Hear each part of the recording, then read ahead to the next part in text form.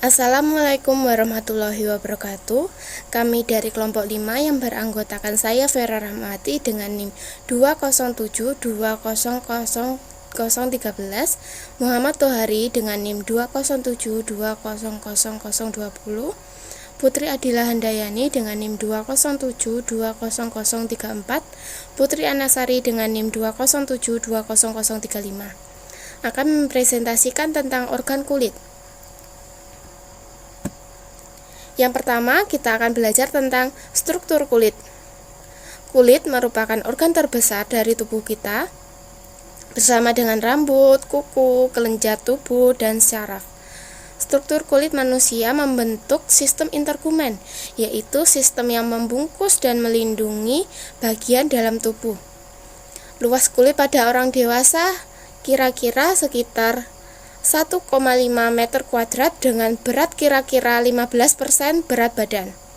Lapisan-lapisan dalam kulit epidermis. Yang pertama yaitu stratum corneum. Lapisan kulit epidermis yang paling atas yang memproduksi keratin. Yang kedua yaitu stratum lucidum. Lapisan kulit yang berfungsi memproduksi keratin lebih banyak. Yang ketiga yaitu stratum granulosusum. Terdapat tempat bagi sel-sel kulit menghasilkan lemak dan molekul lainnya. Yang keempat yaitu stratum sypnosum, keratinosit yang terbentuk akan berikatan dengan sambungan interseluler yang disebut. Yang kelima yaitu stratum germinativum atau stratum basal, tempat produksi keratinosit yang utama. Dermis. Dermis adalah lapisan kulit yang berada di bawah epidermis. Dermis merupakan lapisan kulit yang paling tebal karena terdapat pembuluh darah dan syaraf dan kelenjar keringat serta kelenjar minyak. Serta juga terdapat folikel rambut hingga saluran limfe. Lapisan kulit dermis sebagian besar terdiri dari sejenis protein yang disebut kolagen. Fungsi kolagen adalah membuat kulit terlihat kenyal dan kencang. Yang terakhir adalah lapisan hipodermis.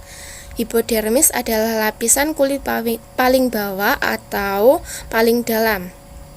Pada lapisan kutan terdapat lapisan lemak atau adiposa, jaringan penghubung, dan elastin, sejenis protein yang membantu jaringan kulit kembali ke bentuk semula setelah mengalami perenggangan. Fungsi lapisan lemak pada hipodermis adalah melindungi tubuh dari panas dan dingin sebagai cadangan energi dan sebagai bantalan yang melindungi tulang, otot, dan organ dalam yang ada di dalam tubuh manusia. Selain mengandung lemak, di lapisan kulit hipodermis juga terdapat banyak pembuluh darah. Bismillahirrahmanirrahim. Saya Muhammad Tohari, NIM 207200020. Saya akan menjelaskan subbab materi yang berikutnya, yaitu mengenai fungsi kulit pada manusia. Fungsi kulit yang paling utama adalah melindungi tubuh bagian dalam, seperti tulang, organ, otot, sendi, saraf, pembuluh darah, dan jaringan ikat tubuh. Kulit juga berperan sebagai pelindung alami tubuh dari paparan radiasi, zat beracun, serta beragam virus, bakteri, jamur, dan parasit yang menyebabkan infeksi. Kulit juga berperan sebagai penjaga suhu tubuh, sebab dalam lapisan kedua kulit atau dermis terdapat saraf dan kelenjar keringat yang berfungsi untuk merespon perubahan suhu tubuh.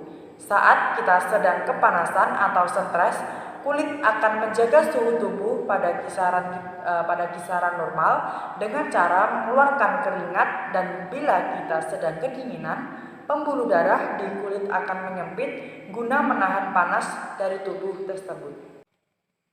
Fungsi kulit yang selanjutnya adalah sebagai indera peraba. Kulit terdiri atas saraf sensorik yang berfungsi sebagai indera peraba. Berkat adanya saraf tersebut, kulit menjadi sensitif terhadap berbagai rangsangan dari luar, mulai dari suhu panas atau dingin, kemudian sentuhan, kemudian getaran, tekanan, hingga rasa nyeri akibat cedera atau infeksi. Kemudian, fungsi yang selanjutnya adalah kulit sebagai penghasil vitamin D alami. Kulit ini juga berfungsi untuk menghasilkan vitamin D secara alami dengan bantuan sinar matahari atau sinar UV. Vitamin ini diketahui baik untuk menjaga kesehatan tulang dan mencegah penyakit dari kanker. Kemudian, fungsi yang selanjutnya adalah sebagai sistem atau sebagai alat ekskresi. Kelenjar-kelenjar kulit akan mengeluarkan zat-zat sisa metabolisme berupa keringat yang mengandung urea, natrium klorida, amonium, serta asam urat melalui pori-pori yang ada. Saya, Putri Anasari, dengan NIM 207200035 akan melanjutkan bab yang selanjutnya, yaitu mekanisme kerja kulit. Mekanisme kerja kulit. Rangsang yang diterima kulit merupakan sentuhan panas, dingin, tekanan, serta nyeri. Rangsangan tersebut diterima oleh sel-sel reseptor. Selanjutnya, rangsangan diteruskan ke otak melalui urat saraf. Oleh otak rangsangan akan diolah sehingga otak memerintahkan tubuh untuk menanggapi rangsang tersebut. Mekanisme kehilangan panas melalui kulit.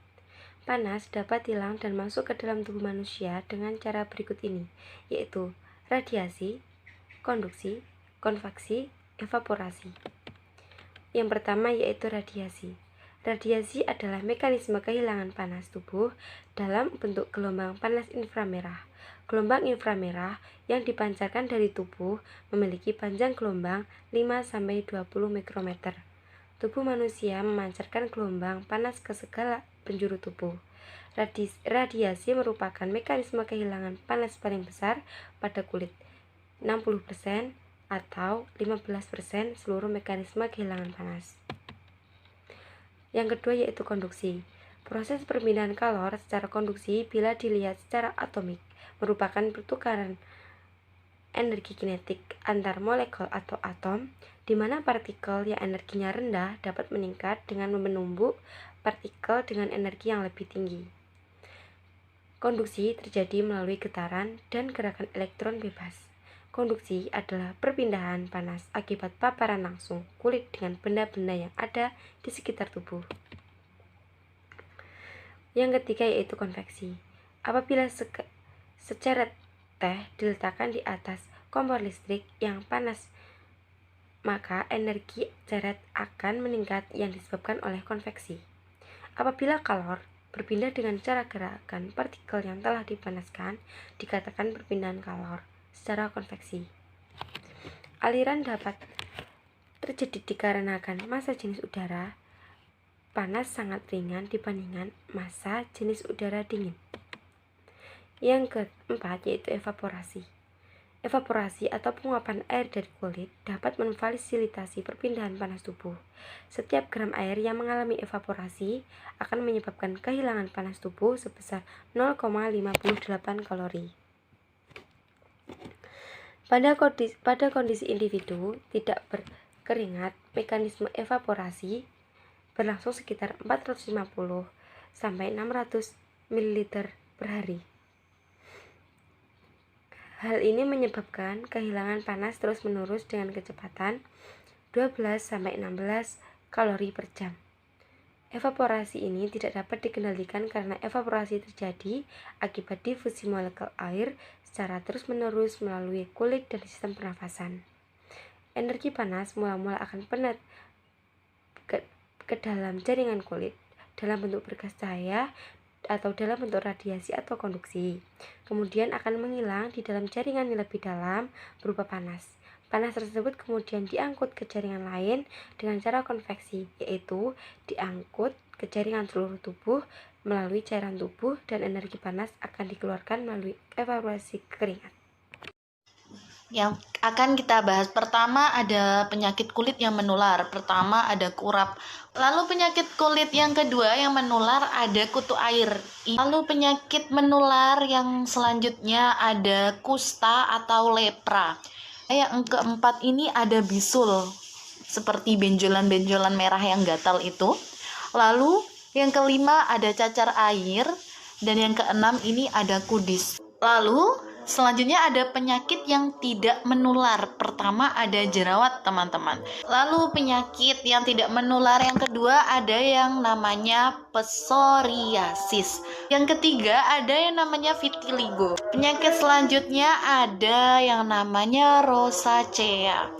Lalu ada lagi penyakit yang namanya dermatitis. Oke, selanjutnya adalah pencegahan penyakit-penyakit kulit.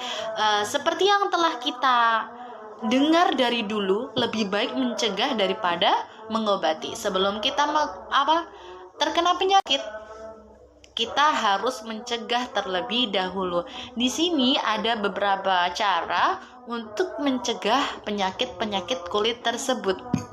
Yang pertama adalah jaga kebersihan diri dan mandi setiap hari, yakni minimal 2 kali sehari. Lalu yang kedua ada hindari kontak fisik dengan penderita penyakit yang menular. Jadi jika kalian ini punya teman, seumpamanya nih, si ini sedang sakit, seumpamanya ini anak pondok biasanya kan sakit skabies. Seumpamanya teman kalian sakit skabies, untuk sementara janganlah melakukan kontak fisik dengan dia. Lalu cara ketiga adalah hindari penggunaan barang pribadi dengan orang lain. Jadi jangan sampai kita berbagi seperti barang pribadi yang tidak boleh digunakan bersama-sama itu seperti handuk. Lalu pakaian seperti itu. Karena hakikatnya mencegah itu lebih baik daripada mengobati. Pesan dari kelompok kami untuk teman-teman semua di masa pandemi ini selalu jaga kesehatan diri, entah itu kesehatan baik kulit ataupun lainnya. Pokok jaga kesehatan kalian, jaga imunitas tubuh agar selalu energik dan semangat untuk belajar. Sekian, ini saja yang bisa kami sampaikan, kami dari kelompok 5. Mohon maaf sebesar-besarnya jika ada salah kata.